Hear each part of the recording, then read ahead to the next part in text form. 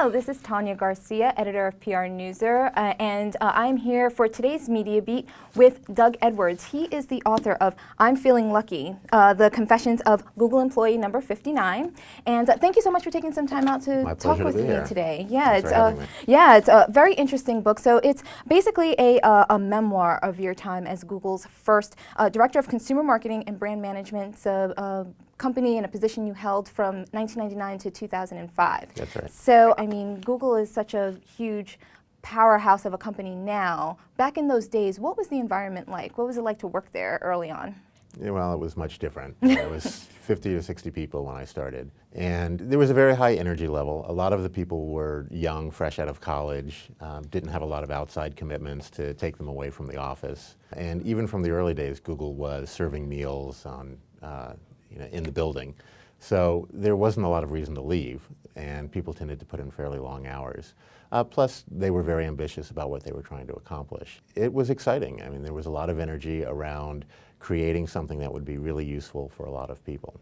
Well, you do go into some detail about that, kind of the blending of, the perks that we all know about, the free food and the fun and games, if you will, and then the daily stresses of working for Google. So, I mean, from your perspective, how do you blend that? And is that something that's very common across Silicon Valley now that Google has done it?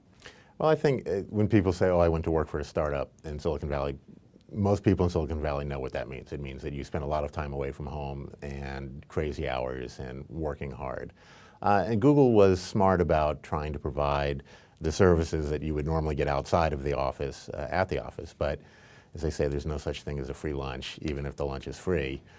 You're compensating for that by working while you're eating lunch. You're sitting with your coworkers, you're talking about issues related to Google. So it was productive time, even though it was a free lunch. Mm-hmm. So then as the company moves from being a startup into some of the more, some of the successes that it's seeing, how does it change? What were the changes that you noticed there? Well, Google grew very quickly, but they worked really hard to ensure that the culture didn't shift dramatically. Probably until the IPO. At that point, there was a clear division between those who were there before the company went public and those who came after. You mentioned there the IPO. How does an IPO change a company? I mean, we're hearing so much, particularly from tech companies in Silicon Valley, about going public. How does that change the innards of a company? I mean, we see it from the outside, but what about being on the inside? Now, Google took a long time to go public. It was 4 or 5 years after the company started that they actually went public. And when I first went to Google, the trend seemed to be after 6 months you start a company, you go public. And so I think they were very wise to hold off until they were ready. And there were a number of financial reasons and business reasons for doing that, so that they didn't have to tell other people what they were doing in terms of how successful they were, because they didn't want competitors to know that.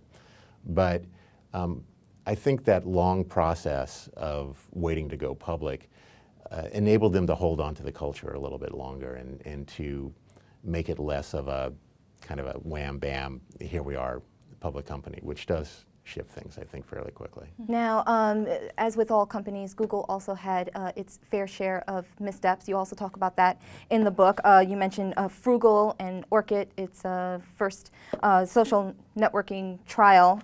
How did Google bounce back? I think Google looks at failure as a data point.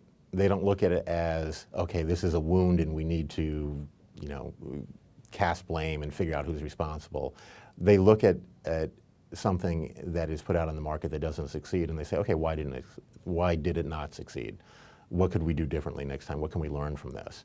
And so they're constantly iterating on products. And what that means is that if something is not a success immediately, that doesn't mean that you should just abandon that, or you should never consider it again, or that somebody should be fired. It means that, okay, it's a learning opportunity, and there's data that we can gather here and analyze and figure out.